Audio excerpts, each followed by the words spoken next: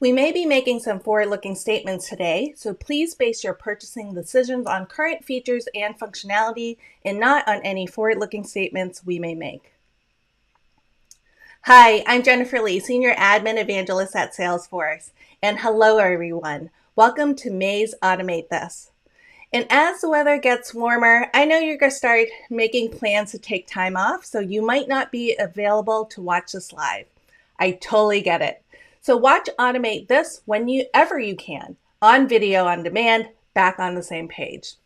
And engage us during the live stream in the chat or in the comments afterwards. The best way to be notified when we live stream is to set the reminder on the live stream episode page. You get a reminder on the day of the event. And to interact with us during the live stream, post your comments in the chat. Interact with other viewers, and to interact with me and my guest presenters, start your question with a Q colon so we can quickly scan through and identify your questions. All right, so here's what we're going to learn in today's episode from our two guest presenters. The three things we will learn from Gorav is how Flow enables concise and actionable notification emails, how to generate simple HTML tables from object data in Flow using text templates, and learn how to include HTML tables in your Flow emails. Three things we will learn from Eric is how to customize a record page, make a field stand out from the rest, and be creative. So today we're going to talk about how to improve user productivity with Flow. I'm excited to be joined by two Flownatic Salesforce MVP Hall of Famer, Gorav Seth, and Salesforce MVP, Eric Smith. We're also joined by Senior Product Manager at Salesforce, Adam White. Welcome, Gorav, Eric, and Adam. And Adam will come back a little later in the show to show us some cool stuff with screen flows and to give you a sneak peek into his roadmap. All right, so Gorav, you are up first. How did you get started on your automation journey with Flow? What I recall, in 2014, I had this idea to build a set of training tasks for new users. And searching, I somehow found Flow. I was, just using workflow rules back then. And that was a simple little thing that I put together. But in 2015, we were rolling out an HR system that's on Force.com or on the Lightning platform. And I used Flow to build dynamic approval processes, which was really powerful and something that would have required a good bit of code before. And we were able to handle it all internally. So that was kind of what really set me down the road of becoming a Flownatic. And what type of automation solutions have you built in that long journey of yours? We have done a lot with Flow. Certainly a lot of screen flows, a lot of auto launch flows. But I've started using external services, some invocable Apex for callouts to do things like currency conversions and send transactional emails. And lately I've been playing around with scheduled flows and external services to see if and how we can get them to work well at scale. And that's kind of just a side project that I've been working on lately. Wow, pretty cool. All right. So Eric, I've known you for quite some time. How did you get started with Flow? Oh, back in the early 2000s, 2010, 2011, I was working with a company that had a very entry-level version of Salesforce and really didn't have access to things like Flow or Process Builder. It was using a third-party application to try and build some automation. Then as soon as we upgraded to Enterprise Edition, the magic happened. I had access to a lot of these automation tools, and the early Flow was quite something, but it's grown a lot since then, and I've been working with it ever since the beginning. So it's really great to see what it can do, and I've been having a lot of fun with it. So just curious, you started when it was back in the day Cloudflow Designer? Yes. Yeah. Yeah, that was a fun interface. Much different product. Yes. Yes. And the learning curve was so steep on that. Absolutely. It certainly was. So what cool automation solutions have you built?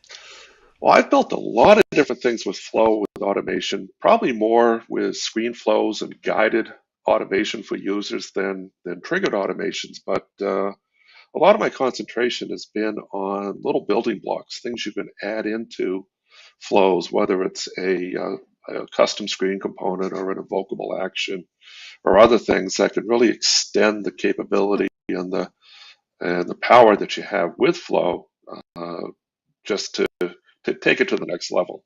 But I've done that in such a way that I try and build things that I can reuse and lots of other people can use too. So Yeah, and thank you for that. glad to do it. All right. So, Gorav, we're going to come back to you. And can you share with us your use case and solution? Absolutely. So I used Flow, a schedule flow, to provide more impactful and more consolidated notifications to users by including lists of records in scheduled emails. And that previously required code.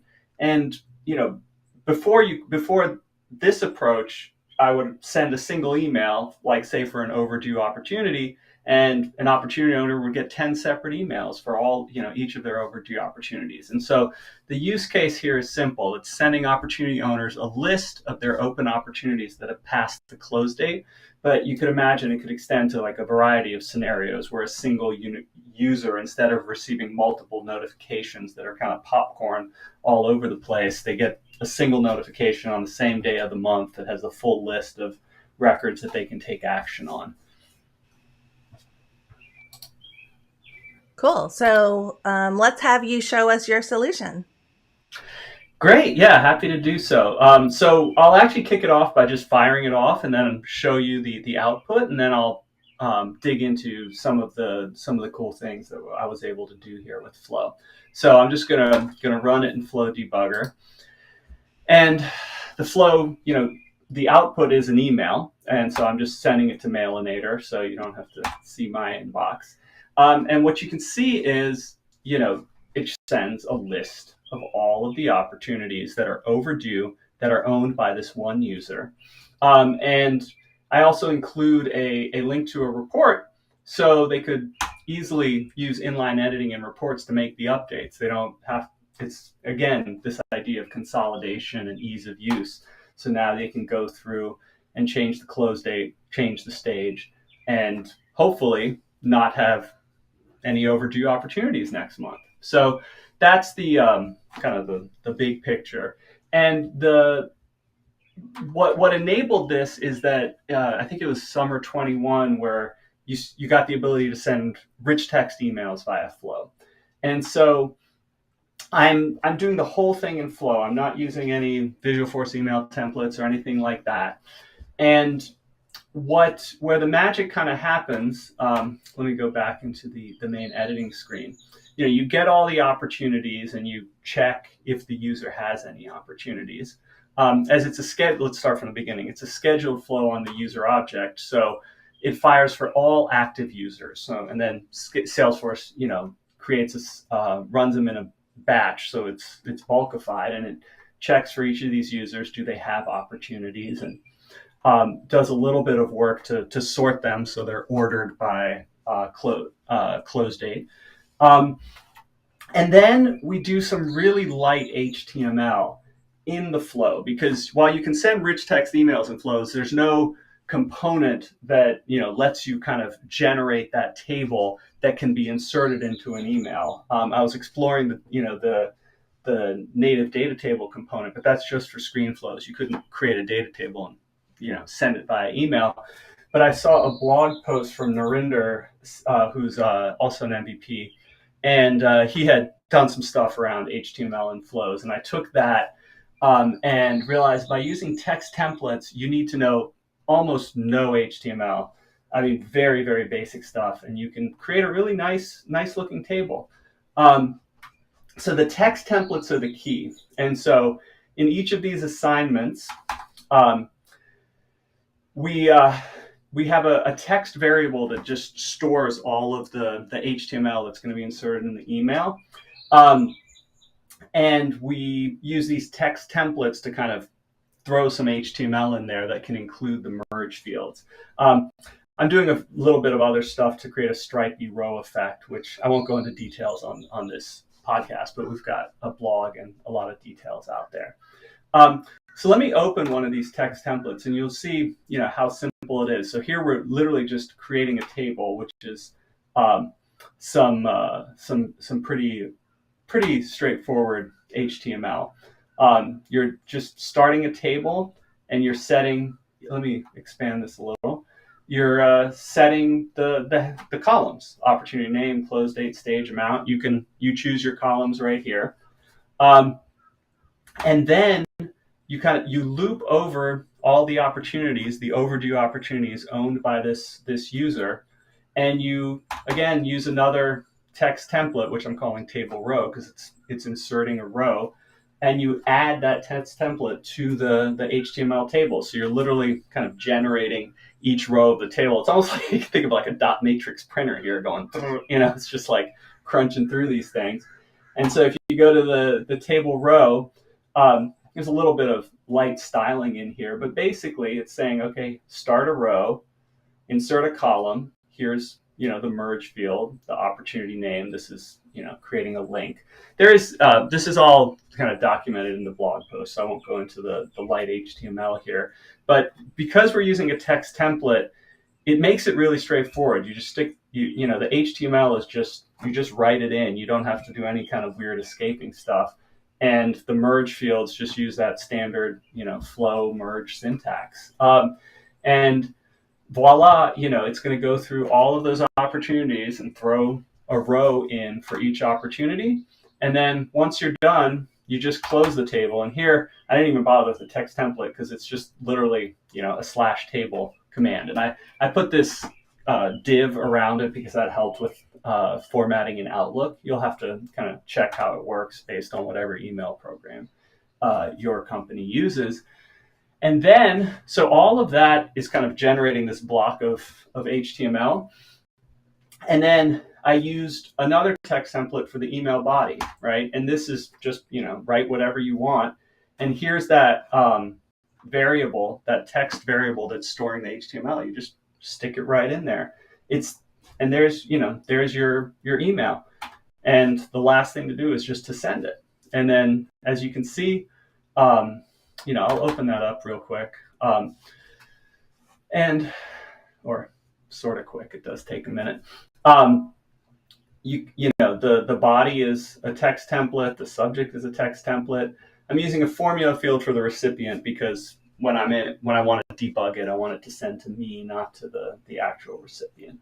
But that's and then for sending a rich text email, you have to kind of select this option.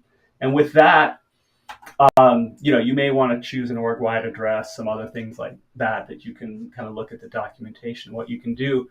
But with that, you get this email with the HTML table in here, and your users, instead of getting 10 separate emails a month, or 10 emails a day, whatever may be, they get one consolidated email on the same day every month. And I think that type of cadence, as well as the kind of the ease of use, it's all the information is in one place, and they can see that this is pending on them to update it.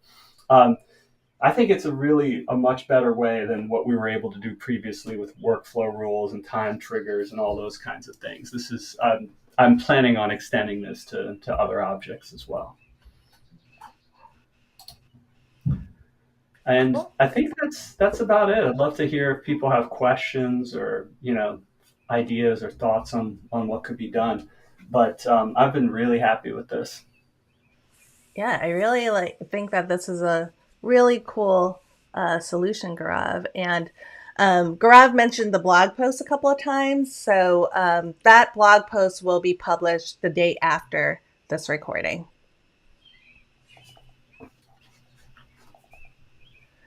All right. So Eric, can you share with us your use case and solution? I'd be glad to. Let me share my screen here.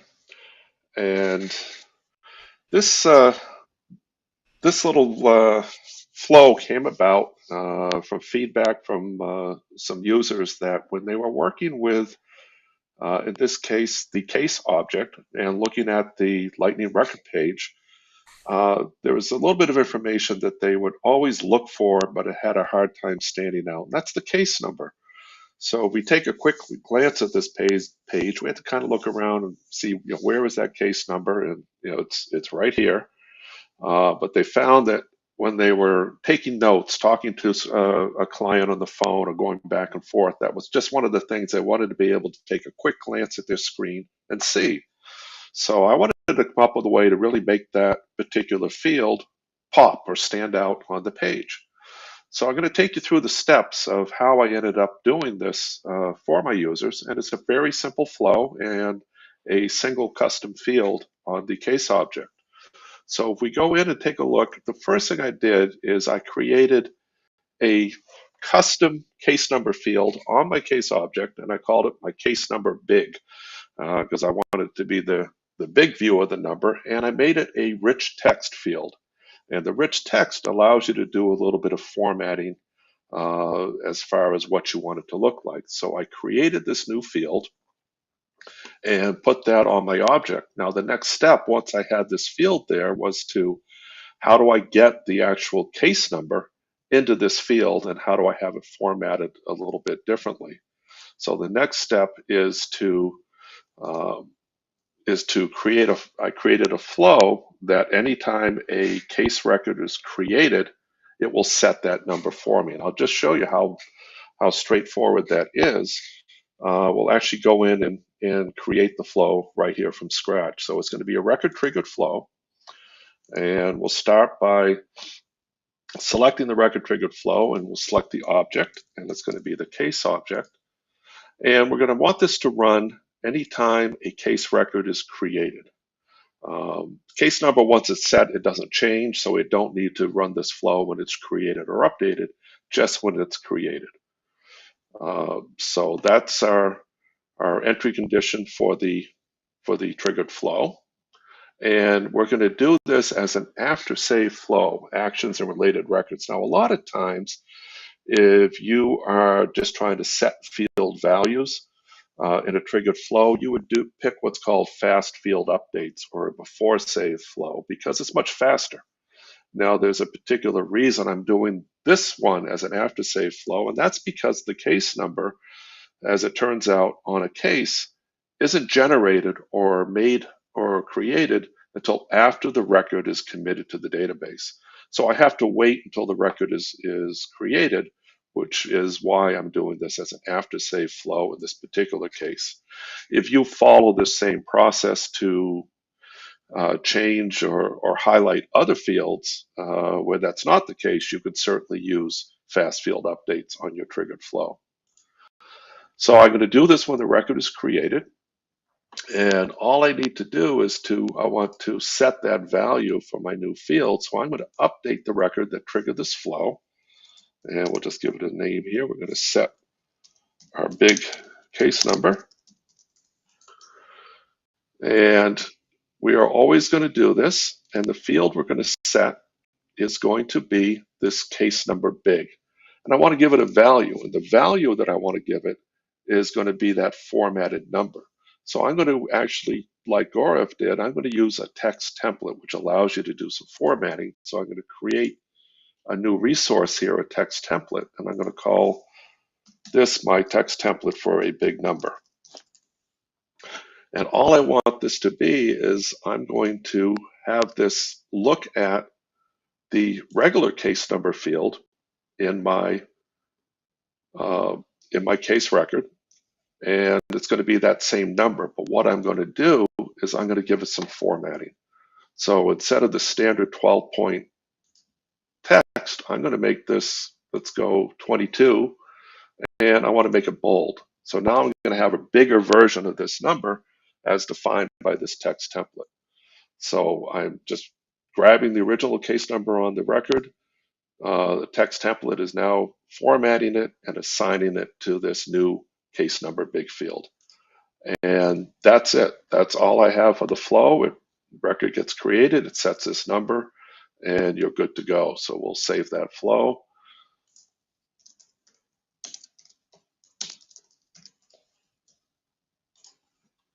And it'll run anytime we update the case record. Now, how do we then go from this screen with this case number to the new one? And we can do that by changing the page layout. So if we look on the page layout for the detail section for this particular record, I see my case number field here. But what I'm going to do is I'm going to go up here. We see when I hover on this, this is my case number big field, my rich text field. I'm going to put that on the screen instead of the regular case number field. So I'm going to remove the original case number field and put this one in there instead.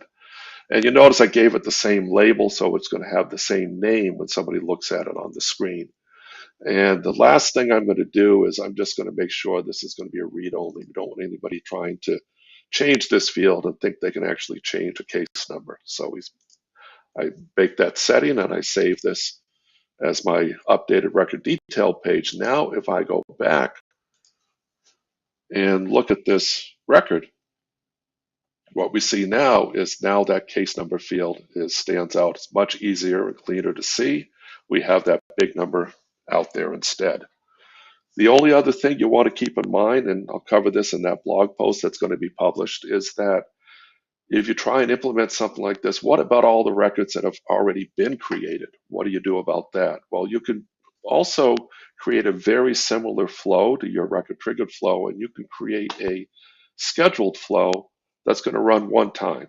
So you go ahead and you create a flow, you give it a date that's going to be in the future and a time, and you basically have that same update here that you're setting the case number to be your text template value. And then you just run that flow once, it goes out, gets all of the records that are already out there, sets that field for you, and you're done with it. So that's my solution. I hope it gives you some ideas of maybe some fields or information that you may want to have look a little different on your Lightning record pages. Thanks. Thank you, Eric. I love that creativity. All right, so we're going to bring Adam back on. And Adam, you were a community member before joining Salesforce as a PM. How did you learn Flow? Yeah. So I don't know if everyone else is like this, but I remember my first flow that I ever built. And I'd actually be curious to know what other folks, if other folks do too. But I started, same as Eric, back in the old Flash-based Cloud Flow Designer days. And I remember trying to create a process where when a task was created, you had to reference the ID on an account to say, like, what was the last task that was made on the account. And I was trying like hell to get it done in Process Builder. And someone somewhere in the Trailblazer community said, oh, you got to use Cloudflow Designer to do that. I was like, what the hell's that? And so started off, I eventually stumbled through things and I made a single element flow back in the day that created a task and then wrote I guess it was two elements, then wrote the task ID on an account field. And that's what started it all. And eventually, I got into screen flows. And, again, this was back in the day when it was much, much harder to use. And then I just, kept going, discovered the great development community around Flow and started getting involved in creating, things like invocable actions and screen components and just sharing all the love and knowledge that I was learning on projects with other people. And what are some of like the cool automation solutions that you've built? Oh, so many. Probably one of my favorites was a data loader on guardrails where a user could upload a CSV file and it would convert it to records in memory. And the user could review it. And then basically the flow would go in and look at the records and compare them with other records in the system and create relationships between like accounts and this other custom object. So my client at the time told me that it saved her probably 5 to 10 hours a week in effort. And, I think my most vivid memory was her emailing me saying that, because of your well, she didn't use the word flow, but because of your wizard that you built, I was able to, get home in time to have dinner with my family. And like that was one of my favorite moments of all time, and probably favorite solution too. Great. Well, you've done some pretty neat things with screen flows as you joined Salesforce as a PM. So can you show us a few and give us a little sneak peek into your roadmap? Yeah, sure. So I figured I would start off by sharing some of the new hotness coming in summer 23. Now, some of this was already covered in Release Readiness Live this week, so there's a little bit of overlap, but I'll be showing a little bit more detail through the demo of what you could do with reactivity, and then what you can do out of the box. So we'll first start off with some of the new components coming. So choice lookup, some of you may have already tried it out when it was beta. We're now taking it to GA this release. I'm super excited about it. It's going to be a game-changing component once people realize its power. So one of the things about our current lookup component is that it'll show all the records that the user searches for or that meets the search filter criteria of set on the object. But it doesn't necessarily filter records that are viewed, that are basically specific to the flow. So if like a user selected an account, you can't restrict the results to that account that the user picked in the flow. And that's one of the great things about choice lookup is you can use things like collection choice sets and record choice sets and use criteria of things that the person did in the same screen. So it's awesome for basically providing a filtered set of options for your users. And one of the cool things is if when you select, when the user selects the component itself, it'll show you the first 20 options, which is a pretty popular request with a lot of lookup options out there. So it's a really cool component. There's a nice side-by-side comparison of all the different lookup options in Flow in our help docs. So give it a whirl. So the next thing that you may have heard of, a little thing called data table. We are not done with it yet. So one thing that we added this release was a search bar. So it's a very simple parameter when you're configuring the data table. It's a little checkbox here on the right below where you select your source collection. And then at runtime, you'll see the search bar come up. And what that does is anything that you put in that search bar will search across any of the available fields in the table. So it's super handy to provide a filtered way of viewing records for those big lists of data. We also made some improvements to the runtime experience. So now data table, we increased the amount of records that could be loaded, and we progressively load the records as they scroll through it. So instead of trying to load everything at once and having it slow down a bit, we now only load the records that are really relevant to the user as they're viewing it. So those are the two really nice kind of quality of life improvements. And then we also set a maximum number of records that can be selected. That was to protect from poor experience. Now we are looking in the future at removing that limit. So this isn't like a permanent thing, safe harbor, but that is something that we had to put in place this release. And then there's a topic that is near and dear to my heart, which is our reactive screen components beta. So those of you that are been building screen flows for a long time, you're aware that in order to get a component to react to another component on the same screen, you got to hit the next button. There are some exceptions to this for things like conditional field visibility, but by and large, it's a pretty static experience, and it can be kind of frustrating for a lot of people running flows. You can lose context when you're bouncing around between screens. So with reactive components, we're changing the game, and we're changing the way people are building screen flows where components can react to one another. So this is very specific to how you run flows, but this also is relevant for how you build flows. So before reactivity, to get those rich dynamic screens, you kind of really needed a developer to help you build these, I call them monolithic components, where you might, when you're looking at a screen, it might be a single LWC or Aura component, custom component basically, that within that one little component on the builder, it might actually have 8 or 9 different things that are required to be together because that's how components talk to each other back in the day before reactive screens. And I'm glad Eric brought this up earlier. He mentioned building blocks. That is the perfect analogy for what reactivity can do. So now, instead of your developers building these big monolithic components, they can focus on building these Lego blocks where someone can use those little blocks in multiple flows that aren't just single use and you can throw them away. This makes everyone happy, makes admins happy because it accelerates what they can do, it makes developers happy because they don't have to redo the same thing they've already done, right? They want to move along and solve, the real exciting challenges. So the benefits are across the board, not just for people running your flows, but also you, the flow builder. And now coming in beta, for our beta in summer 23, are reactive formulas.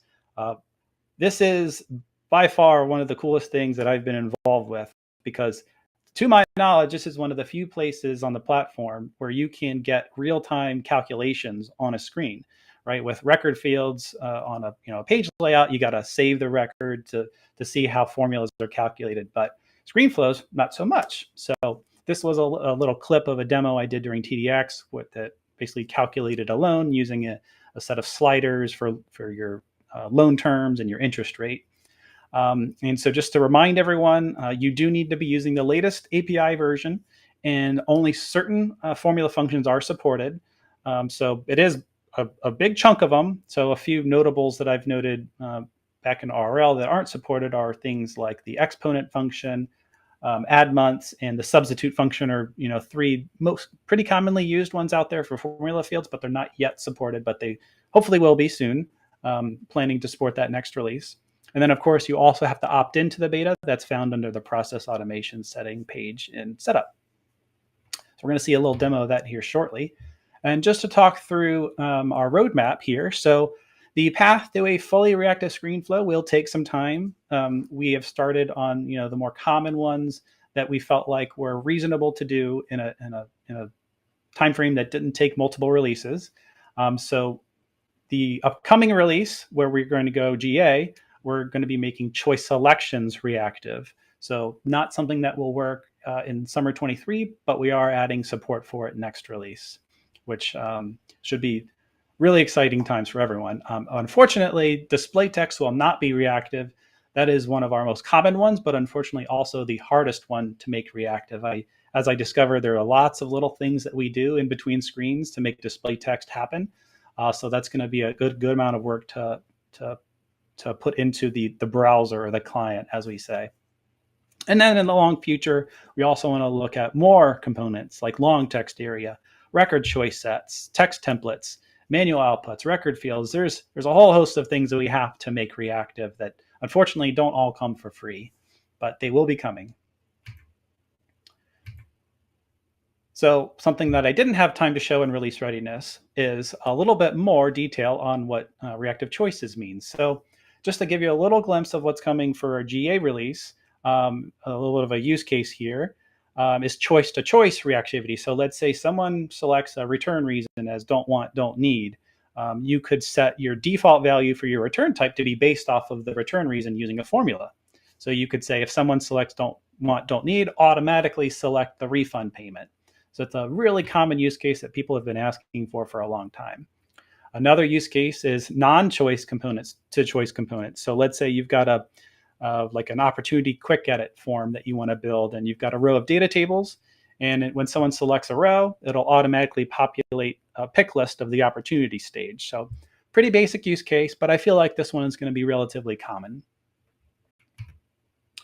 And then looking into the more distant future next year, we haven't really quite settled on a name for this yet. We're kind of tentatively calling it dynamic record choice sets. So this is what I call like the holy grail use case of someone selecting an account and having it generate contacts based off of the account that you pick. So basically having dynamic choices generated on your screen. So that is high on our list. So that has not been forgotten. And then the other one, we get this request all the time, is rounding out and making more consistent the read-only, disabled, and required attributes for a lot of our components. It exists for some, like email and URL, but not for others, like our basic inputs, like text and date time. So this is coming, and this is actually just using a real flow today using the URL component, where you can set something as disabled, read-only, or required using reactive formulas. So that is possible today. So now I figured I would hop into a little demo. All right, so continuing the trend of opportunities, I have basically a choose your adventure reactive flow here. So I have a no reactivity flow, a some reactivity flow using basically just out of the box components, what's possible today in summer. And then if you wanted to go crazy, and in reality it's not that crazy, but it's still pretty cool, what would it look like with all of the things being reactive? So just to show you, the boring, no reactivity flow here, the use case is I am a sales agent and I want to quickly create some product line items for an opportunity.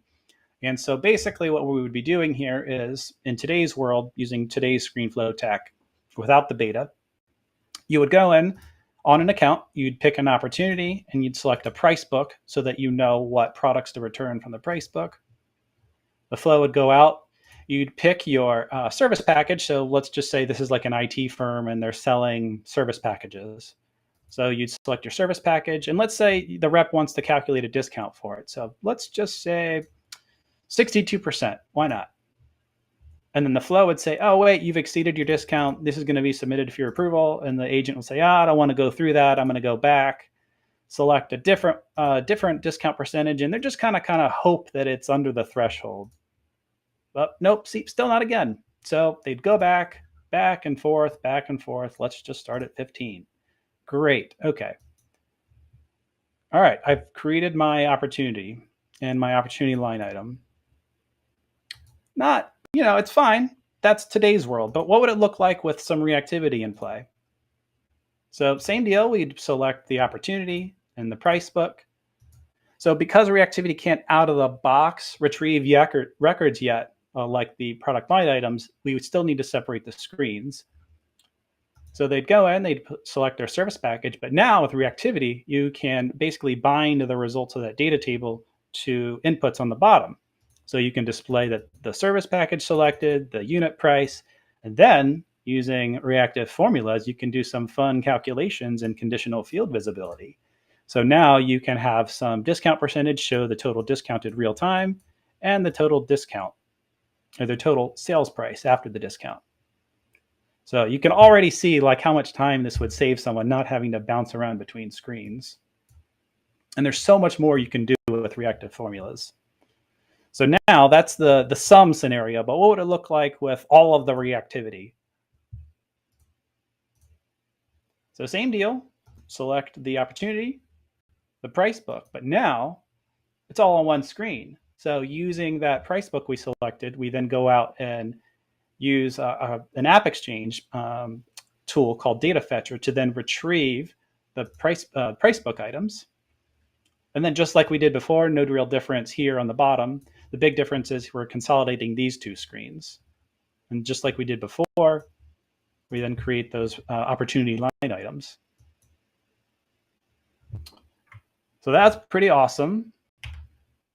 And just to give you a quick glimpse of how that was done, again, this is the advanced version. So I'll just start with that because there's a lot of similarities between this one and the medium level reactivity one. So nothing real different from what you would do today in the first couple. You're just selecting an opportunity and then a price book. So those aren't really reactive yet.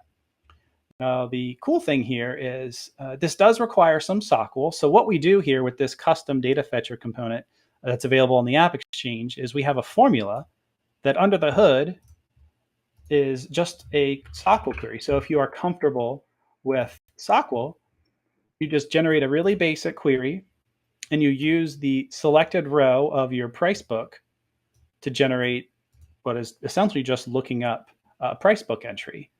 And then whenever a change is detected in that query, it'll fire an event. And then, this is all under the hood. You don't need to do any of this stuff. And it'll come back with records. And then you reference those records in whatever needs it. So here in this data table, we show the retrieved records. And then here on the bottom, we reference the selected row. So this is how we're binding the data table results to these different fields. So slider, there was no reactivity here. This is what generates the reactivity. And then for our default values, we just use formulas, just good old-fashioned Salesforce formulas that reference the different screen components. Super easy to do. And then here at the bottom, this is all specific to the use case, but we'd create the approval based off of what kind of discount they were generating. So you can see how big of an impact this can make for end users when they don't have to jump around screen and screen and screen, forget what they did, and then just get generally frustrated. So I'm really excited, and I can't wait to share more. Yeah, I'm so excited to see all of these future enhancements. So thank you so much, Adam, for your demo and for sharing your roadmap with us. All right, so let's recap what we learned in today's episode. From Gorav, learned how Flow enables concise and actionable notification emails by leveraging scheduled flow in HTML tables. We also learned how to generate a simple HTML table from opportunity data using text templates. And we learned how to include HTML tables in flow-rich text emails. Plus, we got a bonus item. We learned how to include a filtered report and allow your users to edit the data inline. And from Eric, we learned how to customize a record page, how to make a field stand out from all the other fields, and how you can be creative with automation and your Lightning record pages. So next month, we will showcase two trailblazers, Brandon Van Galder and Christy Brown, who will showcase Service Cloud use cases with Flow, omni-channel routing, and Einstein bots. So subscribe to the Salesforce Admins YouTube channel so you'll be aware of all the new content, and we'll let you know when the live stream page is up. So now it's your turn. Take these for a test drive. Take Gorav's solution as well as Eric's and play around with it in your own sandbox.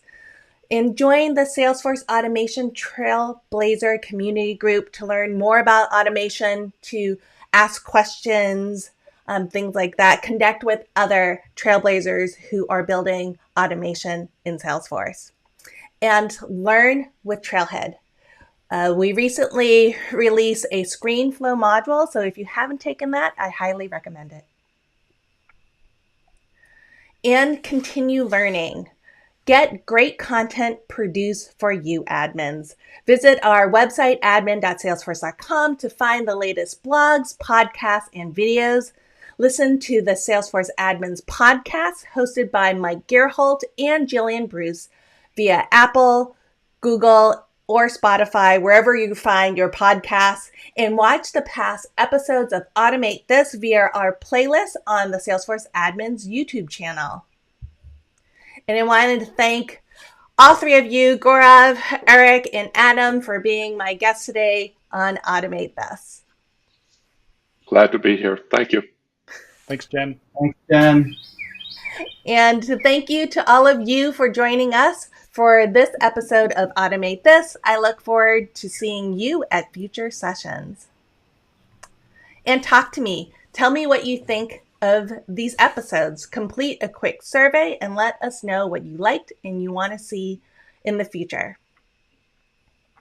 And remember, the best way to be notified when we live stream is to set the reminder on the live stream episode. You'll get an email reminder the day of the event, and we will also post upcoming sessions on all our various social channels. So follow us on Twitter at Salesforce Admins, no I, LinkedIn, and the Trailblazer community.